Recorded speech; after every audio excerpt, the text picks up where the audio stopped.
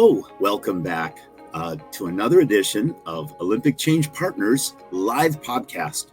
Today's concept is we are responsible for our own extinction.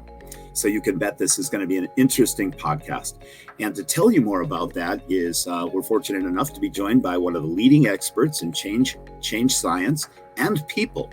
I've worked with David Burden and known him for the better part of 2 decades. And I'm very excited about today's topic because there is so much change and uncertainty happening right in our world right now. So without a moment to spare, I'd like to bring David Burden onto the stage. Hey, David, it's great to see you. You look even better than our last podcast. well, you know what? I'll just say again, my plastic surgeon said if I wanted to look 70 again, there were just going to be some risks I'd have to take. I took them and I'm glad they paid off. So thank you. You look great for 40, so heck. Just stay away from any candles, I guess, right? Yeah, the candles and extreme heat or cold. Yeah, that's what they said, at least for 2 weeks. So, our conversation today is about our own extinction. And we did a podcast a few episodes ago. I think it was our introduction where we were saying, why are we doing this? Who are we? What is all this? Well, it's worth repeating in the world as it exists today to say that you and I have known each other for many decades, and that we both have many more decades of work experience, personal experience, life experience. And we're just 2 guys trying to figure out our own way forward, professionally, business-wise, personally, keeping ourselves sane, and keeping our blood pressure down. And so that's who, and our goal was to come together and sort of, share that with people in our own corner of the world and be like a podcast, be a group where people can get some perspective, they can get some calm, and mostly get some resources. Because when we talk about our extinction today, that's a big statement, isn't it? That's a bit, you say we're responsible for our own extent. What are we, dinosaurs? What's going on? It's a gigantic statement, isn't it? And if we think about, the totality of history, we're probably the first living beings that can actually do something about our extinction. We can take charge. We can make ourselves more relevant. We can stay in touch. We can learn more. But there is that looming threat. We have so many things that are out there that challenge us to that, whether it's something global or things we can actually control. I don't think we're going to worry as much about the global stuff today as we are going to worry about how we can adapt. Here's the thing, we have to be so mindful now. And this comes from the zillions of mental health people I have surrounding me. We have to be so aware of what we let in to our minds. So when I think of being responsible for my own extinction, you use the word relevant. And what does that mean? What does relevant mean? Relevant to me, I'll tell you, relevant to me means that when someone mentions ChatGPT or Jasper, I'm not saying, huh? What is that? Or my favorite response to that question about AI is it's going to take over our jobs. It's going to be the end of the world. It's going to be all that. Now, the reality is I'm no AI expert. It may be the end of us. I don't know, but it's not today. Today it is not. This week it is not. Today it's a tool. And it's a tool that can help people find jobs, find answers, do research, empower themselves. So relevant to me means what are the resources that are in use today? Relevance also means, like we talked about last time, what's important to me? When I'm living in 2024, am I still living with personal standards, rules, and values that I had from 2020? Extinction may mean I may need to set some new bars for myself. I may need to set some new goals for myself that might be higher, might be lower. I don't know. But when you say to somebody, you are responsible for your own extinction, we're asking people and ourselves, because we've talked about this for years. We're like, well, what do we need to do to make it to tomorrow? What do we need to do to make it to next week and next year? So it includes a little bit of vision and relevance and technological skill. I'm going to order some of those Google glasses so I can just be very, Star Trek, a dated reference, I'm sure. I don't know if they have Gucci Google glasses yet, but if they do, I can see you in a pair. Well, I've often walked around talking to myself. At least this gives me a reason. Well, there we are. Indeed. But yes, we have been through some astonishing, some staggering changes. I mean, you and I have been around for a little while. The last 5 years, if you go back 5 years ago, who would have ever imagined a pandemic that would literally having us change our behaviors to the extent where we would be isolating, not just as individuals, but as a collective global community? We isolated. We stopped having the human contact. Some of that impacted kids so profoundly that I know several young people, very young teenagers, 12, 13 years old, who are still wearing masks. It's caused us to rethink a lot. Then we've had the advent of artificial intelligence. We're all still trying to get our hands around that. I've been, that I've become experienced with it, and I use it every day. Yeah, we're a lot less fearful of it now that we've faced it. How does that thinking go, David? Well, so you mentioned 5 years ago. So, I was the chief consultant for a large state in the United States for about 18 years. I've been chief consultant for hospitals and large organizations. Large organizations have a lot of people that work in them. Hospitals do a lot of important stuff. Governments do a lot of important stuff. Change comes hard in those situations. And because, you get 100, 200, 300 people engaged in doing a task, the same task today, the same task tomorrow, change becomes an issue ultimately. And change is a big issue now, because when the COVID pandemic occurred, people were sent home. And what we didn't realize at the time was the interdependence that we all had in order to have some success in our professions. We didn't put that together. We didn't realize the benefit of being in a cubicle or in the office next door and being able to say, hey, Nick, did you see this thing that just came across my desk? We lost that ability. We lost the ability to communicate. We also lost the ability to be tolerant. When you are working with a screen and it's just you at home, your mind does some very odd things. I was in that Zoom meeting and nobody said hello to me. Nobody asked me one question. What did I do? And you start going down that path because you only have the one voice in your head and nothing else to countermand it. So we're lucky if we just have one voice in our heads. Yes. Well, I was being kind. I didn't want to share any personal health information for you, Nick. But no, I have one on each shoulder. Yeah. So it's just when I think about staying relevant and keeping extinction at bay, I think about my resources. I think about where is the best place to get information. I think about how do I take care of myself, mind, body, and spirit. I think about what boundaries I need to have. I mean, we talked earlier today, and the first thing I heard was some bad news that was, national bad news. And I'm like, what? Oh, no, because that really broke into my world over here. I've created my own little world because I know I have a unique way of focusing on things that I actually have impact on, because extinction is a given. It's like a real thing. And I begin to question the role of personal power and your perception of personal power when we're facing uncertainty and weird stuff going on. So if I'm looking at stuff I can't do anything about, does that make me feel empowered? No. It makes it, well, look, it gives me things that I can talk to them. Did you hear what happened? That's Oh, true. You get dial some up somebody. Did information. you hear? Oh, it's just terrible. Oh, well, we don't know what's going to happen next. Okay.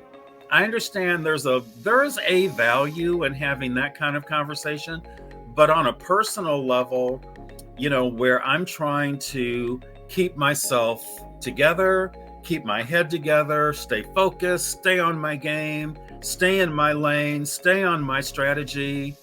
How does that help me? And I think one of the pieces that troubles me a lot with how information is so nonstop now, number one, we have a hard time. A lot of people report not knowing, is this true? Is this not true? What do I believe? I don't really know. And then, where is the information coming from? Right, that's really important. I think you brought to my attention that I'd become the poster boy for doom scrolling, because if there was negative national, I would just read and scroll and zoom into past the mainstream into, and there are some dark corners on the internet, and you can get caught in that loop. And worse, given technology nowadays, when you're actually on some social media, there are, I think they call them algorithms, these little programs that start to reflect what you're looking for. And just like a kid in a candy store, it puts the candy on the lower shelf when I should be reaching up for the right. Yeah, and great it's analogy. feeding me, yes, you're right, Nick, the world is doomed. And you start getting affirmation about the wrong kind of, the negative programming versus what you do. So if there was ever a time where we really needed to be able to like reinvent ourselves using a strategy, using a focus, using a vision for our lives, this is it. William Warren Bennis is, and probably nobody's ever heard of him, but he was one of the first consultants to start a leadership academy many years ago. I believe he's passed away now. But, I'm a firm believer in reinvention. I did a reinvention program for 10 years for that big state agency that I worked for. They couldn't get enough of it because, look, the thing that I was yesterday might have been great. But if it's not relevant today, yesterday's greatness, I don't know how helpful it's going to be. So he has this quote: people who cannot invent and reinvent themselves have to be content with borrowed postures, meaning I'm not really thinking, I'm doom scrolling and picking that stuff up. Secondhand ideas. Borrowing other people's ideas and postures and attitudes. That's one of the worst things, when you find yourself not having any more original thinking, but you're just championing. I don't want to talk about politics, but it seems like I hear the same kind of chanting and ranting that I do at sports events. You got to absolutely hate the other team, and you got to scream, and that's fun at a sports game. It's not so fun. It's fun at a sporting event, but at some point you need to be able, but see, you're not going to be able to think for yourself if you don't have a vision for what you want for yourself. I want a love interest. I want to live in a different place. I want to work in a different way. I don't maybe want to work in a company. Maybe I want to be self-employed. Maybe I want to start a company. What do you want? Maybe I want to get in shape.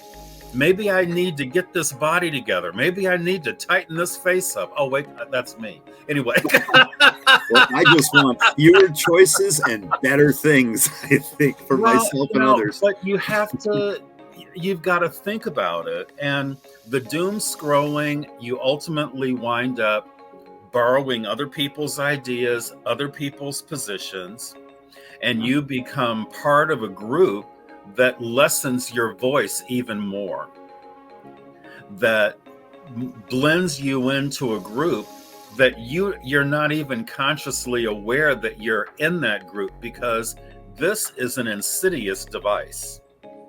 It really is. It's equally as helpful as it is harmful. I mean, it's equal in that way. But reinventing yourself is a huge aspect of preventing our extinction. we're consultants. And as consultants, are we selling the same problem solving tools, the same strategies today that we did a year ago or 6 months ago? You know, when COVID happened and I was consulting with these big agencies, it was like, oh, it is really, guys, roll your sleeves up and whatever pills you need, take them. If you smoke them, because we're in for it now. And the problem with that, though, and we've got some webinars on our website. And by the way, much of what we're talking about and the resources and all of that is available on our website. So please feel free to go and visit. There are so many wonderful free resources around assessments for change and all of that. But I wanted to just also mention that reinvention, extinction, there's about 16 emotions, I think. And most of us are probably somewhere in the range of experiencing 3 or 4 on a consistent basis. Fear is one of them. Unfortunately. Now, I've been in AA, many of you know, for about 40 years. So way back when, fear was defined as blank everything and run. You know what the blank is, right? Yeah. Yeah. Now, when you put fear into that kind of context, it paints a picture, doesn't it? Before I've thought of anything, before I've assessed what's going on, before I've even given my prefrontal cortex an opportunity to sort of say, okay, I know this looks really bad, but there's parts of this I think I kind of understand. I might be able to, maybe I can call Nick and figure. Before I can get to any of that thinking, I am out the door. That's very amygdala driven. I look at something, and then I run. Is that flight? Yes, it's the amygdala is fight, flight, or freeze. Oh, so wow, there's 3 F words. Yeah, fight, flight, or freeze. Yeah, and then of course my favorite F word, which is how I define the word to begin with. But I mean, I understand that we've all been afraid, and we will all be afraid again. Absolutely. Yeah. But the reality is that extinction and fear, they will work together in a way that will not be in our best interest. Because fear will have you believe things that are false to be true. Fear will have you believe that people are against you when they're for you. It distorts your vision. So fear is the response to what we're experiencing. That's understandable, but challenge it. The C word, challenge. Challenge it, because every time you have a thoughts are not facts. No. Thoughts aren't facts. So just because I'm like, oh my God, this looks like it's the end of us. Before I do that, hello, Nick, did you see what happened today? Is this the end of us? David, no, come down off the roof. Everything is fine. So actually, I'll be doom scrolling going, yes, I've gotten confirmation. It's the well, end. Okay, fine. But if it is true, now we know we're dealing with reality. Exactly. You're starting to come off the roof. You've taken that first step. You've reached beyond your own circle of thinking. What are some other steps people can do to kind of fight against or challenge that pre-programming that I think all of us have some negative programming we'd like to delete? I know that I do. Because I believe in action steps. I believe in action. I think all the mental health providers, all of the people in substance abuse recovery programs, motivational speakers, people that are involved in healthcare, and I'm a person who's been involved in all of those orbits. We all believe in action, because anxiety and action, when you start taking action on the things that are making you anxious, it changes your orientation to the things around you. So the first thing is assessing where you are. You have to assess where you are. Am I on the edge all the time? Am I stressed out all the time? Am I not sleeping? How do I feel when I wake up in the morning? And on our website, I have a whole worksheet about how to do this, because when you first wake up in the morning, this is not the thing to be grabbing. No, you're right. So taking action, we have tools on our website. Can you talk a little bit about, I think we all wake up and try to assess ourselves, but you've put together some tools that are actually better than that, than my own personal self-assessment, like, yep, I'm breathing. And well, that's actually a good place to start. Let's see. Yes, I'm still here. Is the blood pressure still there? Yeah, I'm not how dead. high is it today? I have a pulse, right? And then I look at my calendar and go, oh. Well, you know what? I have plenty of time to look at the calendar. But, when I wake up, the very first thing I do is I'm thankful. I'm grateful because, speaking just for myself, I'm 58,000 years old. So I've buried lots of people in my life that died over silly things or whatever it is. They're just not here. And I am. Now, one could argue, gosh, you're happy to be alive with the world in the condition it's in. Right. I don't go there because the world's condition can always change. Plus, my perspective is what I have control over. So I'm grateful first. I take some deep breaths. I have a glass of water.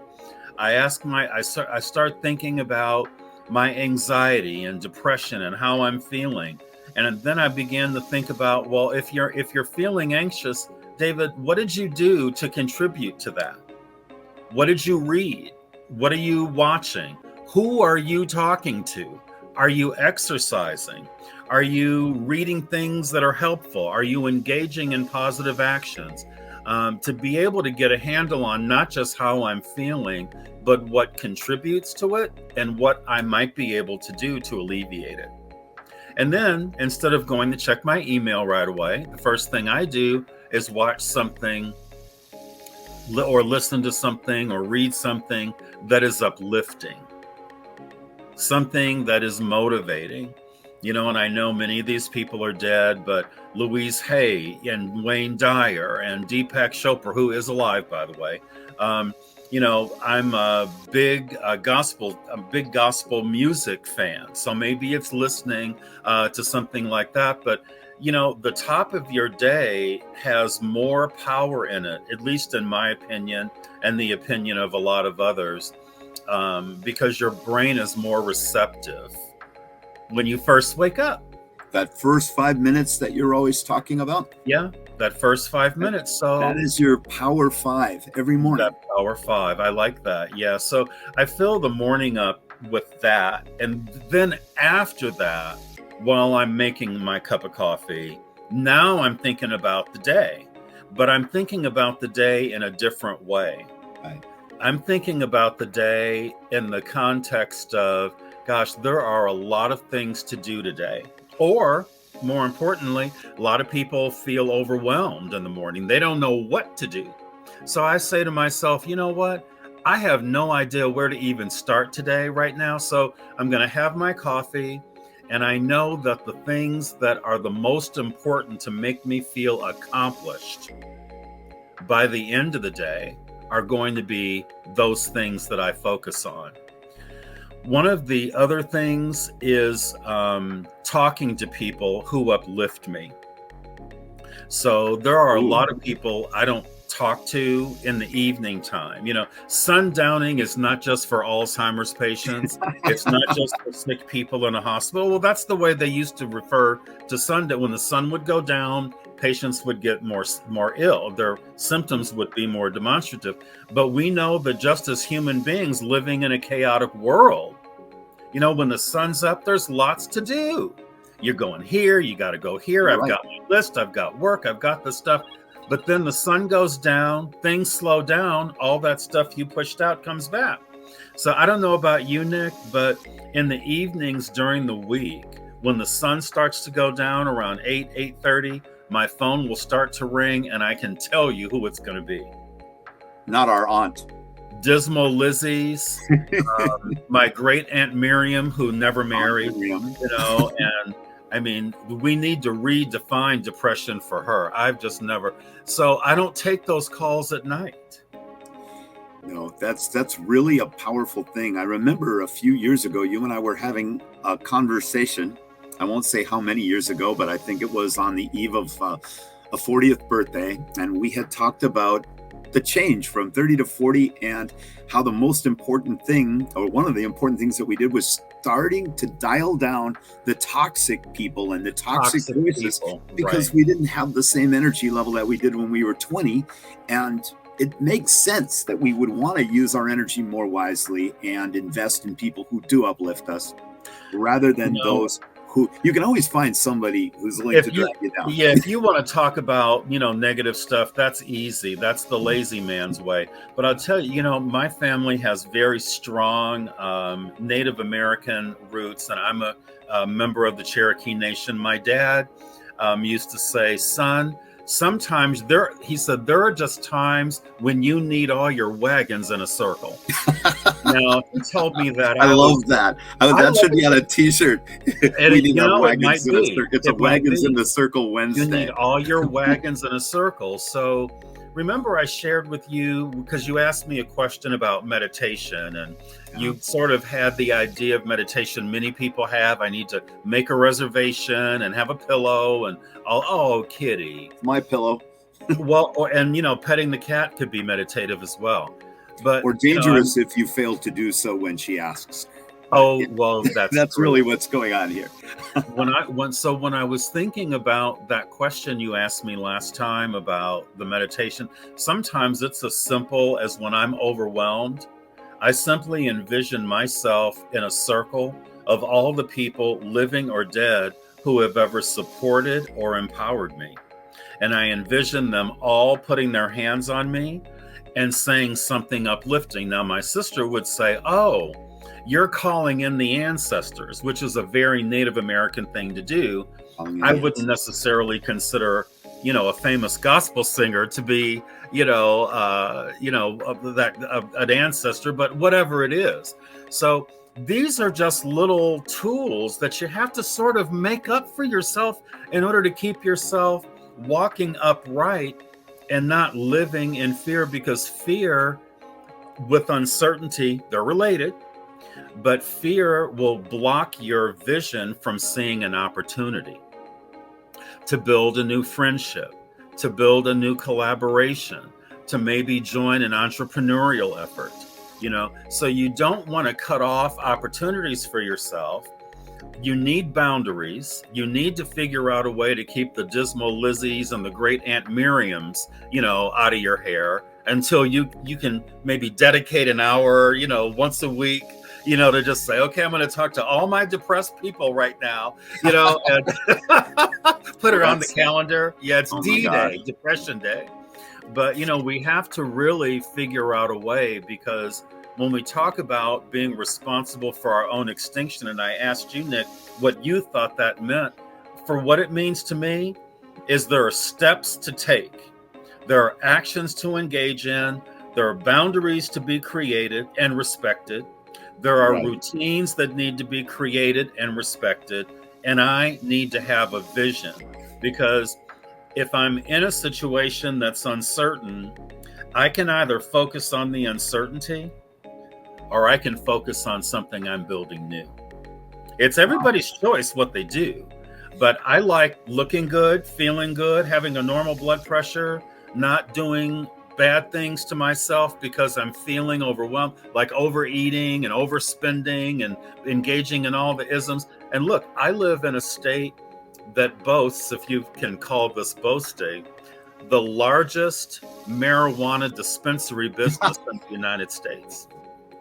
Wow. That's I don't know if that's a brag moment, but I think you've given us a lot to think about on this podcast, David. And in our final moments here, would you like to leave us with a parting thought before I remind people of what's available on our website? Well, again, you know what? I just want to tell everybody, because ourselves included, I mean, Nick and I are sitting here like we have all the answers to everything. And believe me, we don't. We have what we know, we have our experience, and we've got the ability to bounce off of each other and research and sort of hold each other up. And I'm so grateful to have Nick in my life to be able to do that. I hope all of you have a Nick. But one of the things that we all have to do is we have to figure out what we want. You know, figuring out what you want takes you completely out of the realm of struggle against uncertainty. You know, it takes you out of the struggle of hopelessness. You know, the Surgeon General said a few weeks ago that isolation is the new pandemic. I agree with him, but I also think that there's another pandemic people aren't talking about, and that's hopelessness. When we talk about extinction and avoiding it and using the tools that we've created, Nick and I have written these tools ourselves. We know what we're doing here. When we start talking about the tools and all of that, we're talking about rebuilding hope and invigorating you in your own life. So if you're struggling with anything, you're our audience, because we struggle too, and we've got lots of resources. Nick, if you wouldn't mind maybe taking people through some of what those are, that would be great.